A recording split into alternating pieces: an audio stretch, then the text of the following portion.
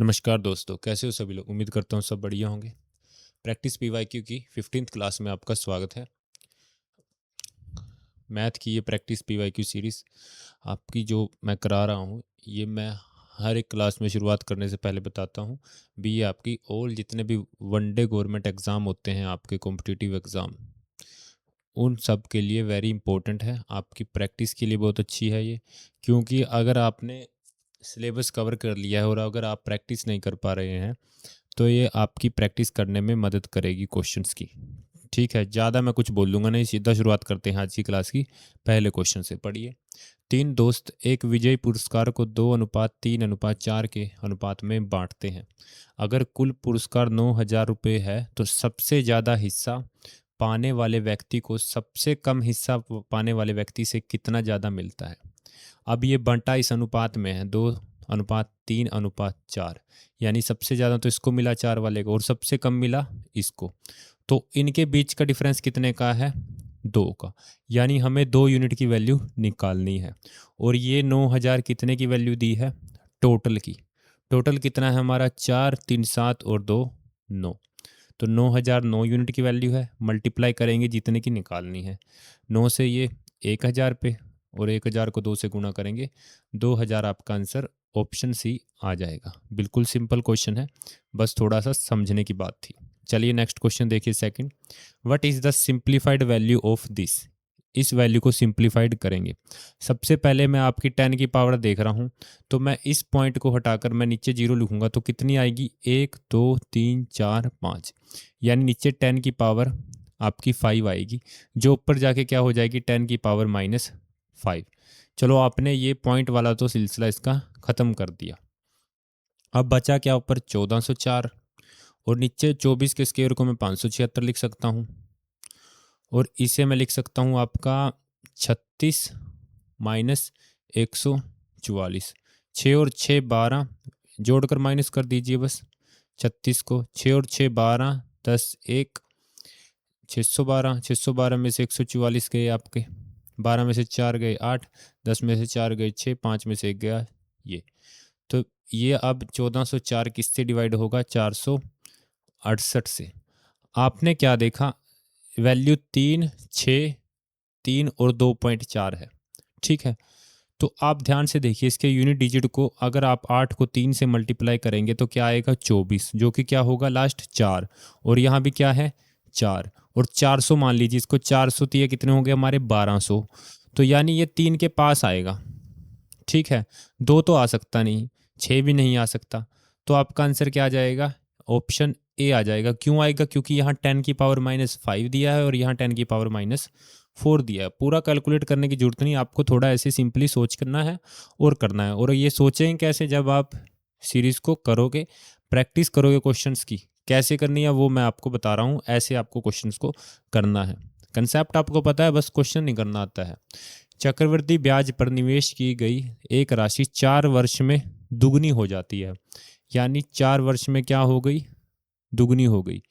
ठीक है, यानी P से 2P हो गई कितने में? 4 ईयर में। How many year will be it becomes 8 times. वो 8 टाइम्स कैसे होगी? यानी 8P कैसे होगी? बिल्कुल सिंपल। आपको क्या करना है? आपको देखना है 2 की कितनी पावर हुई है 8P बनने के लिए। आपने देखा 2 की पावर कितनी हुई है? 3 हुई है। तो बस आपको इसी पावर से टाइम को मल्टीप्लाई कर देना है। यहाँ 4 वर्ष लगे थे, तो यहाँ 2 की पावर 3 होने में कितने वर्ष लगेंगे? 4 3 12।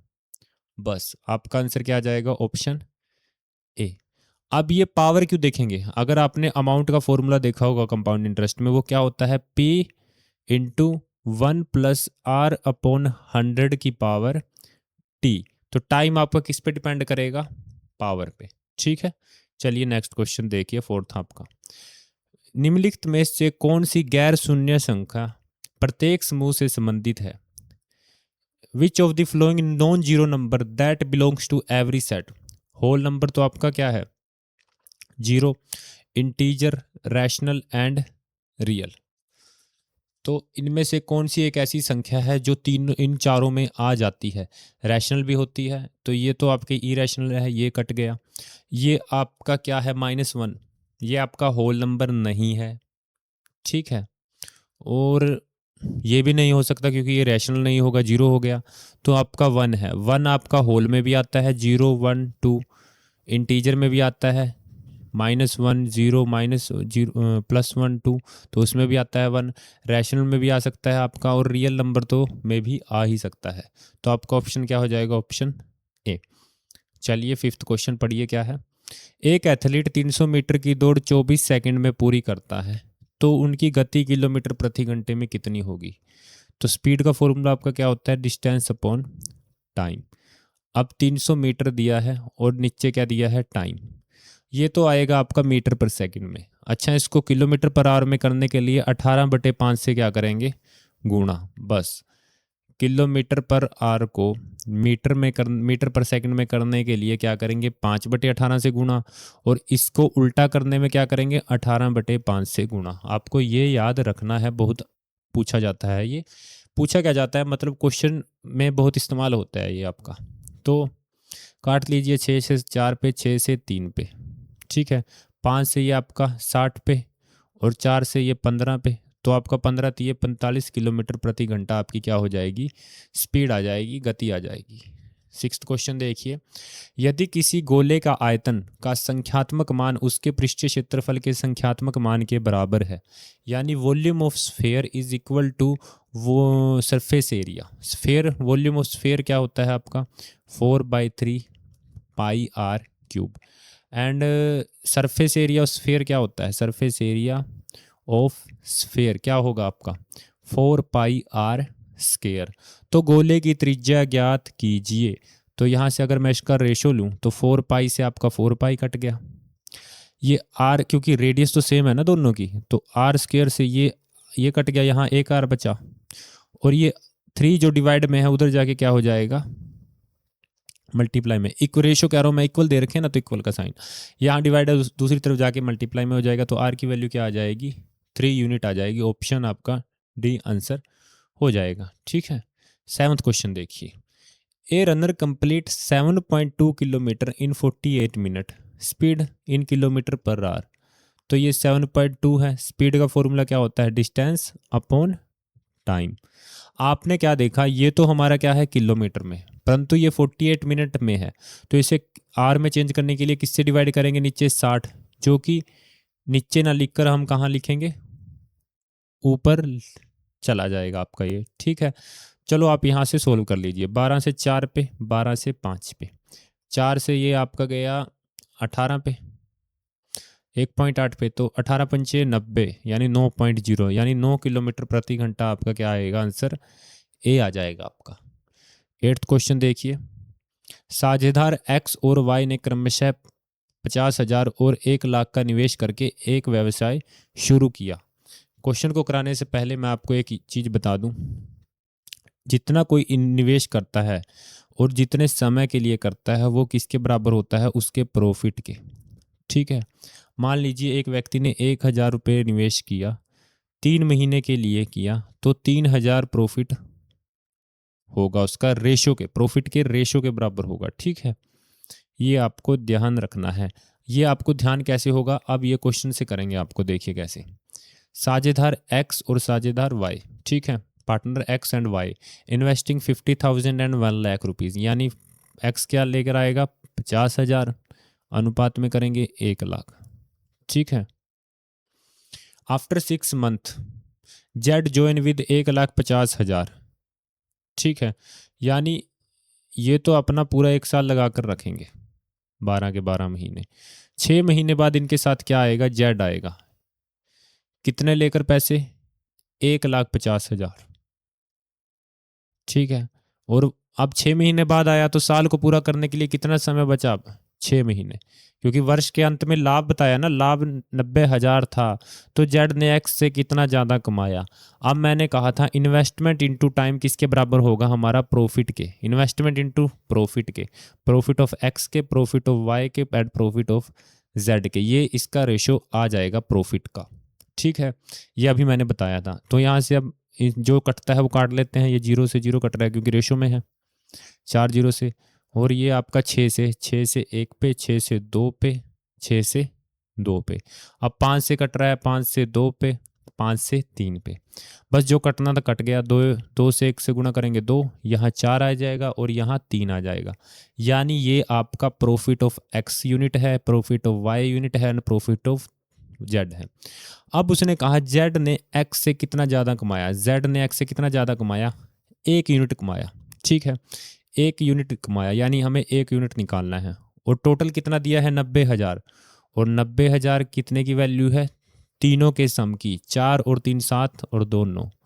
तो यानी आंसर हमारा क्या आ जाएगा, 10,000 गुणा 1 क्या आ जाएगा, 10,000 हमारा आंसर आ जाएगा प्रॉफिट का। तो आपको उम्मीद करता हूँ ये समझ आया होगा। आप अगर ये समझ गए हैं तो आप सिर्फ इसे करने में 10 सेकंड लेंगे। देखो कैसे, ठीक है, देखो कैसे। आप यहाँ से ही इसकी पहले जीरोस काट देंगे, काट दी। यहीं से ही आप इसे 5 से काट देंगे। ठीक है, अब आपने देखा इसने कितने के लिए लगाया, 12 के लिए, इसे कितने के लिए, 12 के लिए, और इसने कितने के लिए, 6 के लिए। ठीक, अब यहाँ से ही इसे काट लेंगे। तो ये आ जाएगा 2 और ये आ जाएगा आपका 4 और ये आ जाएगा 3। सीधा प्रॉफिट का रेशो जो कि 9 के बराबर है। 9 को 10 से गुणा करेंगे 90,000 और 3 में से 2 गया 1, 1 को 10 से गुणा करेंगे 10,000। ऐसे डायरेक्ट कर दोगे आप इसे फिर। ठीक है, चलिए 9th क्वेश्चन देखिए आपका क्या है। एक त्रिभुजाकार झंडे का आधार और ऊंचाई क्या है, 5:4। ठीक है, यदि क्षेत्रफल इतना दिया है तो आधार और ऊंचाई क्या है। यदि आपको पता है त्रिभुज का एरिया क्या होता है हमारा, half into base into height हमारा होता है। अगर मैं रेशो का x मान लूँ तो यहाँ क्या हो जाएगा, 5x गुणा 4x। ठीक है, जो कि हमारा हो जाएगा 10x का स्क्वायर, जो कि दिया है 160। ठीक है, और ये 0 से 0 कट गया, x का स्क्वायर 16 के बराबर है तो x की वैल्यू क्या आ जाएगी, 4 आ जाएगी। ठीक है, तो आधार और ऊंचाई क्या होगी, तो 5x यानी 5 चौके 20, 4x यानी 4 को 4 से गुणा करेंगे 16, तो 20 और 16 हो जाएगी। तो ऑप्शन हमारा क्या हो जाएगा, ऑप्शन हमारा हो जाएगा बी। ठीक है, और अब मैं आपको एक चीज़ और बता दूं जिससे आप इस क्वेश्चन को और आसानी से कर सकते थे। ठीक है, आपको पता है भी एरिया क्या होता है हमारा, 160 सेंटीमीटर है ट्रायंगल का। अगर आपको फॉर्मूला पता है ट्रायंगल का, बेस इंटू हाइट को जब 2 से डिवाइड करेंगे तो हमारा एरिया आ जाएगा 160। तो इनमें से कौन सा ऑप्शन है जो इस चीज़ को सेटिस्फाई कर रहा है। 10 को 8 से गुणा करेंगे 80, 80 को 2 से डिवाइड करेंगे 40 आएगा, तो ये नहीं होगा। 20 को 16 से गुणा करेंगे 320, 320 को 2 से डिवाइड करेंगे तो क्या आएगा 160, तो ये हो रहा है। तो ऑप्शन बी, ये भी नहीं होगा, इसका तो 200 आएगा, इसका भी नहीं आएगा। तो एक ही ऑप्शन है जो इसे सेटिस्फाई कर रहा है। तो आप ऐसे भी कर सकते थे इसे। ठीक है, चलिए 10th क्वेश्चन पढ़िए। द पॉपुलेशन ऑफ विलेज, क्या कहा है, the population of village increased by 8% annually. If the current population is इतनी, what was it 2 years ago, यानी 2 ईयर पहले कितनी थी अगर हर साल 8% से इंक्रीज कर रही है। यानी ये जो 58,320 है ये 2 साल बाद की पॉपुलेशन है। यानी कुछ वर्ष पहले कुछ एक्स पॉपुलेशन थी जो 100% में 8% इंक्रीज करके 108 हुई, फिर अगले साल फिर 100 में से 8% करके 108 हुई, फिर जाकर ये पॉपुलेशन बनी। तो सीरीज़ के अकॉर्डिंग हमने ये सीरीज़ बना ली। अब यहाँ से इसे सोल्व कर सकते हैं आप, तो कर लीजिए, जो काटता है वो काट लीजिए। तो 4 से आपका ये कट गया 27 पे 25, 27 25, 9 से काट लीजिए, 9 3 वैसे 27 से भी सीधा कट जाएगा, 27 दूनी 54 से, तो 9 से काट लीजिए, ये आपका हो जाएगा 54 और ये 36 8 0। फिर से आप काट सकते हो 9 से, ये आपका हो जाएगा ये, फिर से आप 9 से काट लीजिए 80। अब 25 और 625 को 8 से गुणा करेंगे तो आपका सीधा आंसर आएगा इस जीरोस में, तो आपका आंसर हो जाएगा ऑप्शन ए। उम्मीद करता हूँ समझ आया होगा। तो चलिए नेक्स्ट क्वेश्चन देखिए, 11th क्वेश्चन पढ़िए। एक व्यक्ति ने 2 वस्तुओं में निवेश किया, एक पर 10% का लाभ हुआ, दूसरी पर 5% की हानि हुई। यदि कुल निवेश 5,000 रुपये था और कुल लाभ, दोनों वस्तुओं पर कुल लाभ कितना हुआ 100 रुपये हुआ तो लाभ देने वाली वस्तु में कितना निवेश किया गया।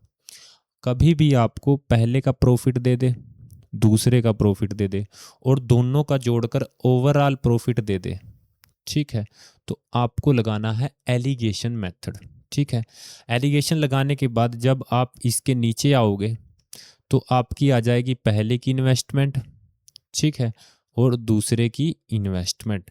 ऐसे ही आपका यहाँ पर पहले का कॉस्ट प्राइस का अगर कंसेप्ट होता, दूसरे का कॉस्ट प्राइस, ठीक है। ये है आपका एलिगेशन। अब इस एलिगेशन का आपका फ़ायदा क्या है, देखिए क्वेश्चन कैसे चुटकियों में होगा आपका। ये 10% लाभ हुआ यानी +10%, 5% हानि हुई यानी -5%। ये पहले की है, ये दूसरे की है।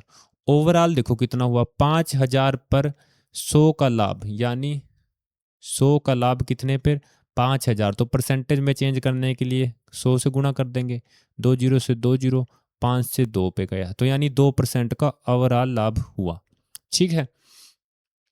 अब यहाँ से निकाल लीजिए इन्वेस्टमेंट का रेशो। 10 में से 2 गया 8, 5 में से -5 में से -2 गया तो 7, ठीक है। तो 7:8 हमारी क्या है, इन्वेस्टमेंट। और ये 5000 क्या है, कुल निवेश है, यानी 8 और 7 15 यूनिट की वैल्यू क्या है, 5000। हमें किसकी निकालनी है, पहले वाले की। लाभ देने वाला, लाभ किसने दिया, पहले वाले ने दिया ना, तो इसकी इन्वेस्टमेंट क्या है, ये 7, तो गुना 7 की वैल्यू निकालनी है। तो 15 से ये 5 से गया 3 पे और ये 5 से गया 10 पे, तो 7000/3 क्या होगा हमारा, ये हो जाएगा 3 दूनी 6, 3 तिया, यानी 233 चलेगा, तो ये ऑप्शन ए हो जाएगा, ठीक है। तो ये एलिगेशन से आप इसे आसानी से कर सकते थे। और ये अब आएगा आपको कैसे, जब आप इसकी प्रैक्टिस करोगे। मैंने पहले बहुत कराए हैं एलिगेशन से क्वेश्चन, प्रॉफिट के भी, एवरेज के भी, उसके भी, इंटरेस्ट के भी कराए हैं क्वेश्चन, तो आप वहाँ से देख सकते हो पीछे जाकर सीरीज़ में। तो 12th क्वेश्चन देखिए आपका क्या है, 5 पुरुषों या 12 महिलाओं का एक समूह एक कार्य को 70 दिन में पूरा कर सकता है। 5 पुरुषों और 12 महिलाएं दोनों कार्य को पूरा करने में लिया गया समय ज्ञात कीजिए, ठीक है। चाहे 5 पुरुष हों या 12 महिलाएं हों, दोनों का समय क्या है, 70 दिन। ये भी 70 दिन लेंगे और ये भी 70 दिन लेंगे, ठीक है। तो यहाँ से आप इसकी एफिशिएंसी निकाल सकते हो। देखो कैसे, ये 70 से 70 गया, मैन और वुमेन का रेशो निकाल लीजिए, क्या आएगा, मैन आ जाएगा 12 और वुमेन आ जाएगा 5। तो ये रेशो किसका आ गया, एफिशिएंसी का, उनके काम करने की क्षमता का, ठीक है। अब क्या कहा है उन्होंने, 5 मैन एंड, यहाँ पे था और, ध्यान से देखिए, ए ग्रुप ऑफ 5 मैन और, तो और मतलब दोनों इक्वल हैं, एंड मतलब उनके साथ हैं वुमेन, कंप्लीट करने में कितना समय लेंगे, ये पूछ रखा है, कितना टाइम लेंगे वर्क को कंप्लीट करने में। वर्क निकालिए सबसे पहले, तो वर्क तो ये होगा ना 12W गुणा 70 या 70 गुणा 5M, कोई सा भी ले लो, सारा ये एक ही वर्क है, दोनों बराबर है ना। तो यानी 12W की वैल्यू क्या है हमारी, 5 गुणा 70 डिवाइड बाय, इससे डिवाइड कर देंगे क्योंकि टाइम निकालना है, मल्टीप्लाई में दूसरी तरफ जाके डिवाइड होगा, 5 गुणा M, यानी 5 गुणा 12 60 प्लस 12 गुणा 5 60, तो ये हो जाएगा हमारा 12 पचे 60 गुणा 7/120, यही होगा ना। अच्छा 70 है ना, तो 0, तो इस 60 से 2 पे गया, 2 से ये 35 पे, तो आपका समय क्या आ जाएगा, ऑप्शन बी आपका आंसर आ जाएगा। तो आपको सबसे पहले तो यहाँ से एफिशिएंसी निकालनी थी, और ये एफिशिएंसी की वैल्यू किसी एक में पुट करके टोटल वर्क निकाल सकते थे आप। अगर आपको टोटल वर्क पता है तो आप यहाँ से समय निकाल लेंगे, ठीक है।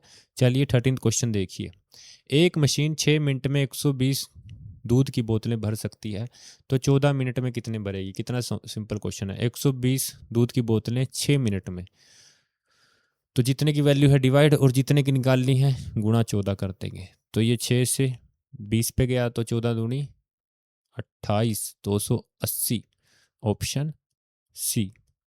चलिए 14th क्वेश्चन देखिए, average weight of 10 boxes is 15.5 kilogram. 10 boxes का वजन कितना है, 15.5।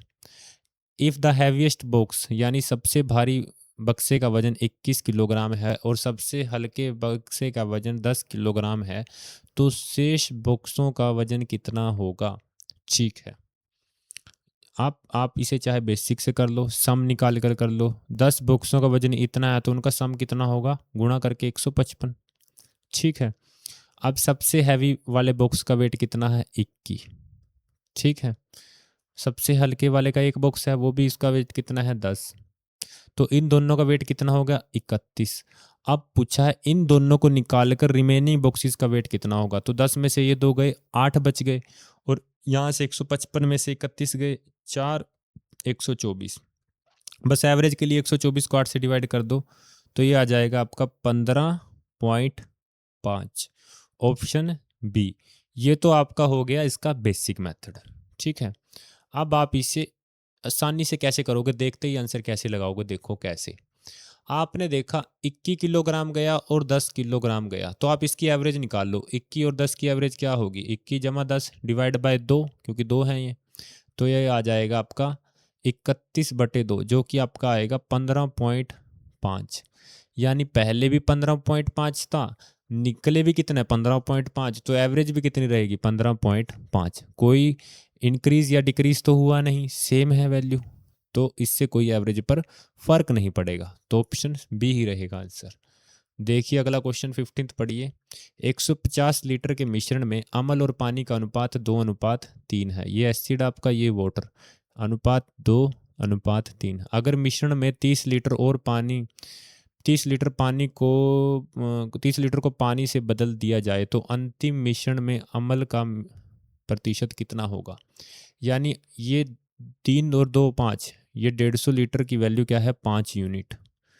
तो 1 यूनिट की वैल्यू क्या होगी? 30। तो ये हो जाएगा आपका 60 और ये हो जाएगा 90।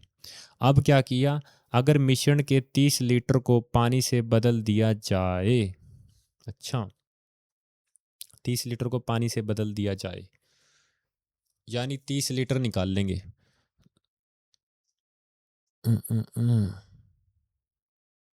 तो अंतिम मिश्रण में अम्ल का प्रतिशत कितना होगा, ये आपको पूछा है इस क्वेश्चन में। तो यहाँ से आपने इसकी वैल्यू निकाल ली, ये आपका आ गया 60, ये आपका आ गया 90। तो आप इसे कैसे करोगे? एक तो आप करोगे इसका मल्टीप्लाइंग फैक्टर से, आप इसे कर सकते हो। ठीक है, तो वो देख लीजिए आपको किस तरीके से इसे करना है।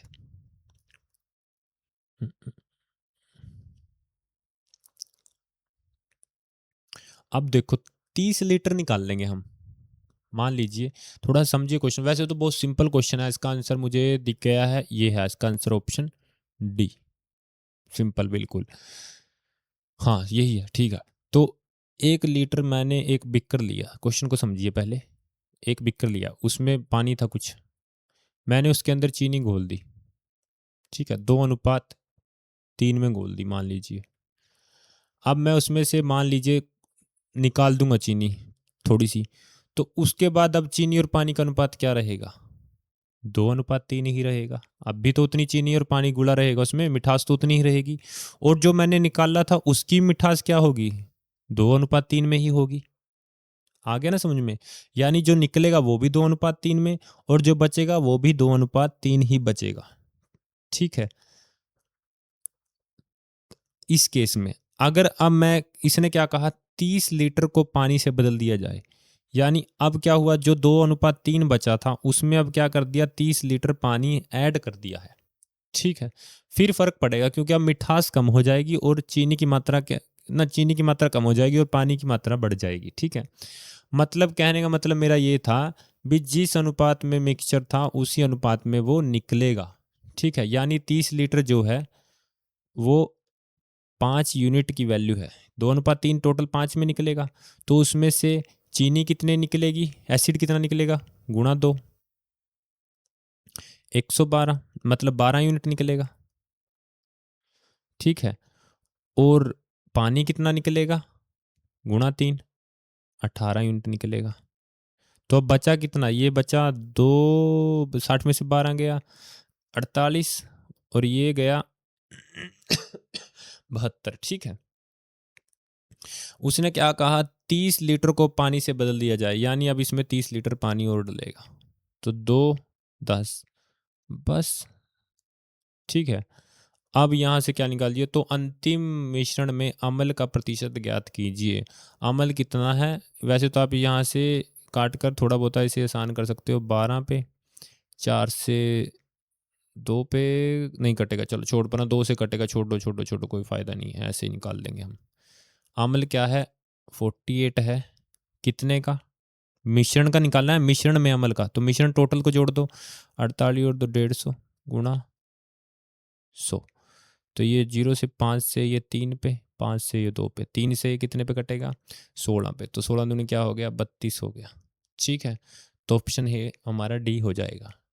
तो आपको बेसिकली समझना था, वैसे तो मैं ये आपको मल्टीप्लाइंग फैक्टर से करा देता, पर आपको उसमें ना समझ नहीं आता, आपको समझ आना चाहिए, क्योंकि क्वेश्चन आ जाते हैं, अगर आपका बेस स्ट्रॉन्ग है ना, पता है आपको भी हुआ क्या है, निकला क्या है, तो आप फिर ये क्वेश्चन कर सकते हो। एक क्वेश्चन के लिए नहीं मैं सोल्यूशन करा रहा हूँ भाई, अब ये क्वेश्चन मैंने फैक्टर से करा दिया, फिर आपको अगर दूसरी वैल्यू से आ गया तो आपसे नहीं हो पाया, ठीक है। चलिए नेक्स्ट क्वेश्चन देखिए, 16 क्वेश्चन पढ़िए।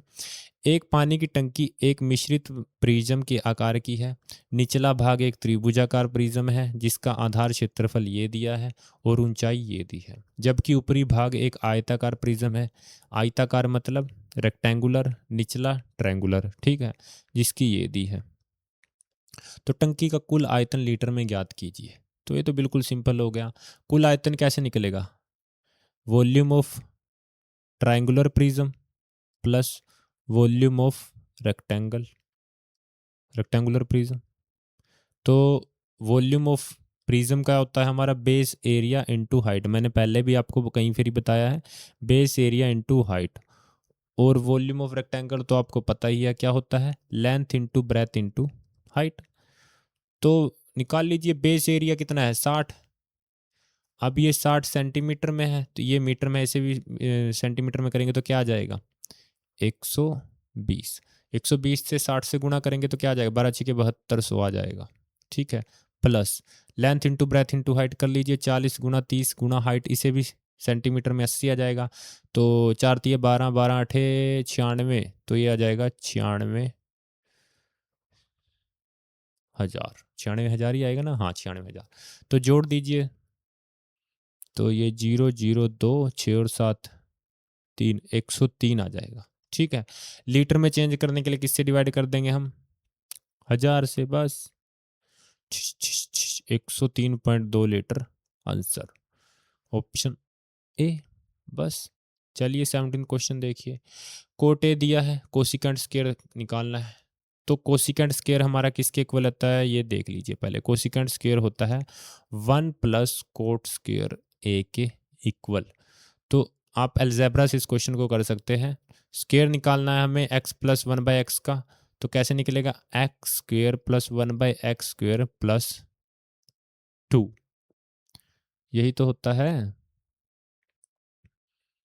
यही नहीं होगा,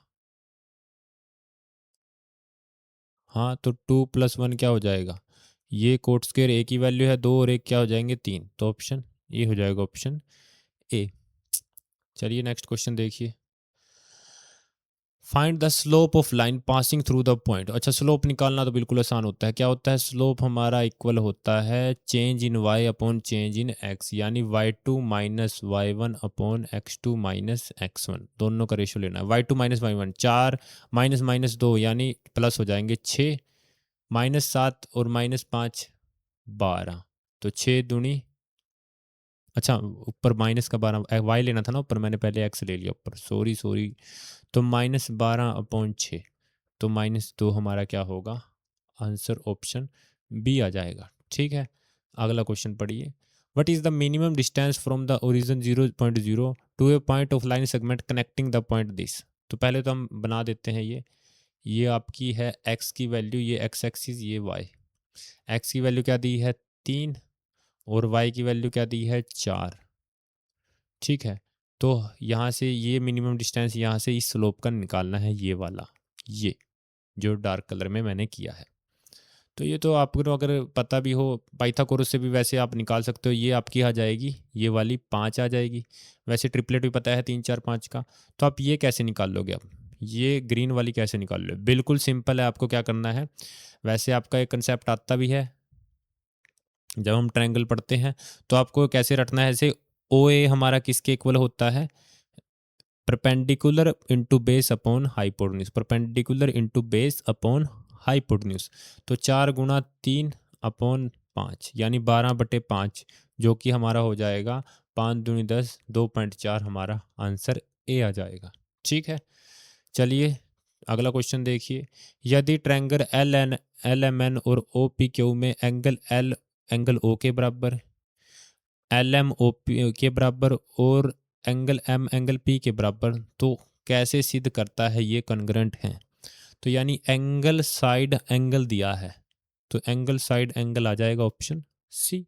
बस अगला देखिए, व्हाट इज़ द वैल्यू। अच्छा, इसे सबसे पहले तो ये आपका स्केयर बन रहा है, इसे सोल्व कर लीजिए।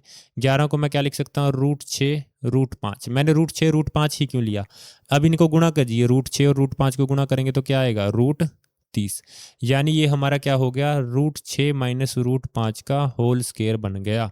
ये इसके ऊपर रूट है तो ये कट करके आ जाएगा √6 माइनस √5 माइनस 1 ये भी √6 माइनस √5। अब इसे रैशनलाइज करेंगे तो ऊपर क्या आ जाएगा? √6 प्लस √5, और यहाँ क्या आ जाएगा? √6 प्लस √5। रैशनलाइज का मतलब साइन उल्टा करके बीच में ऊपर नीचे मल्टीप्लाई। अब देखो a minus b a plus b क्या हो जाएगा? A square minus b square, यानी √6 का स्केयर 6 माइनस √5 का स्केयर 5। तो ये नीचे क्या आ जाएगा? ये नीचे हमारा कंप्लीटली सोल्व होकर 1 आ जाएगा। ठीक है, अब यहाँ पर ये माइनस अंदर मल्टीप्लाई होगा, तो अब ये माइनस अंदर मल्टीप्लाई होकर क्या हो जाएगा? माइनस का √6 माइनस का √5, माइनस √6 प्लस √6 कटा से कटा, -√5 माइनस √5 क्या हो जाएगा? -2√5। Option c. सबसे पहले आपको इसका स्क्वायर फाइंड आउट करना है, वो कैसे निकलेगा? इन दोनों के 2 टुकड़े कीजिए, इस हिसाब से भी मल्टीप्लाई कर कर ये आ जाए, क्योंकि हमारा क्या होता है? A square plus b square plus 2ab, यानी ये मल्टीप्लाई भी करने हैं और ये आपस में प्लस भी करने हैं। चलिए नेक्स्ट क्वेश्चन देखिए, 22वां क्वेश्चन पढ़िए। एक वृत्त के केंद्र से एक जीवा के मध्य बिंदु तक रेखाखंड 10 सेंटीमीटर लंबी है। अच्छा जी, सबसे पहले देख लीजिए एक वृत्त हमारा, ये रहा हमारा एक वृत्त।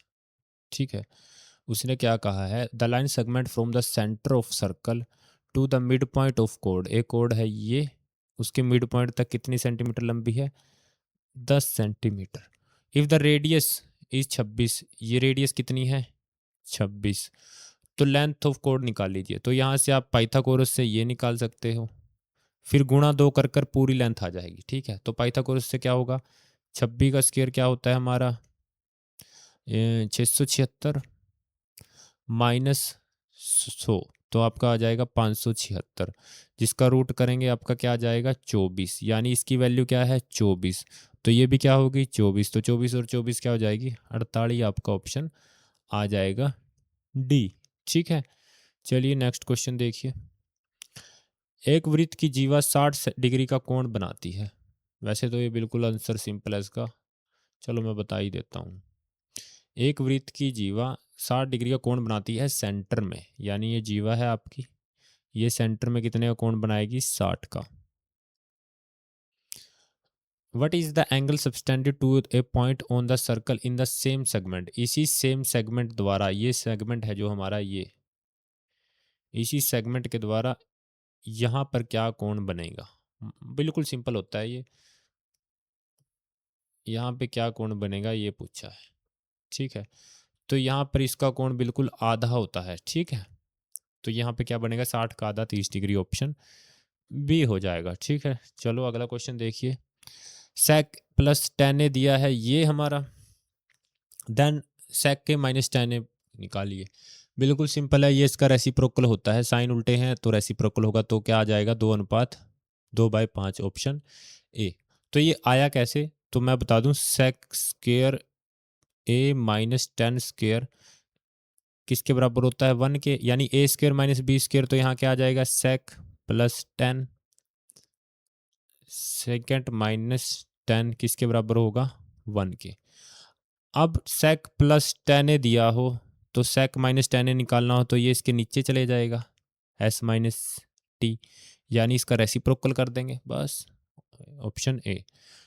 लास्ट क्वेश्चन देखिए 25 क्वेश्चन, यू अर्न 52.50 इन 3.5 घंटे में, ठीक है, यानी 52.50 रुपये हम 3.5 घंटे में कमा रहे हैं।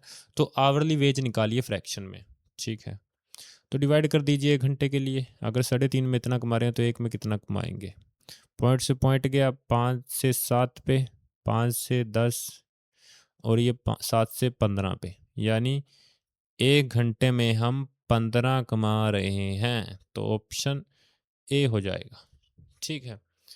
तो आज की आपकी क्लास में जो 25 क्वेश्चन हमने लिए थे वो कर लिए हैं। उम्मीद करता हूँ आपको भी समझ में आया होगा और आपको पता लगा होगा भी आपको एग्ज़ाम में कैसे क्वेश्चंस को करना है, ठीक है। तो मिलते हैं, आपको ज़्यादा कोई समय नहीं गवाऊंगा। हाँ, चैनल को सब्सक्राइब कर देना, वीडियो को लाइक एंड शेयर कर देना, ठीक है। तो मिलते हैं आपको कल रीजनिंग एक्सप्रेस की एक क्लास में, जिसमें रीजनिंग के कराऊंगा मैं क्वेश्चन। मेरा काम आपकी दोनों न्यूमेरिकल जो आपका रीजनिंग और मैथ है उसकी प्रैक्टिस कराना है। तो आप सीरीज़ को फॉलो करते जाइए। हाँ, मैं पहले बता दे रहा हूँ, पहले भी बताया था मैंने, ऐसा नहीं है ये सिर्फ एसएससी या किसी एक पर्टिकुलर एग्ज़ाम के लिए नहीं, ये सभी जितने भी गवर्नमेंट के एग्ज़ाम होते हैं, चाहे वो स्टेट के एग्ज़ाम हो, चाहे सेंटर के किसी भी चीज़ के एग्ज़ाम हो, उसमें आपसे यहाँ से क्वेश्चन बनेंगे। अगर आप इस सीरीज़ को करोगे, उसके बाद 1-2 मॉक लगा कर देखोगे तो आपको पता लगेगा हाँ हमारा इम्प्रूवमेंट हुआ है। तो सभी बच्चों को राम राम एंड बाय।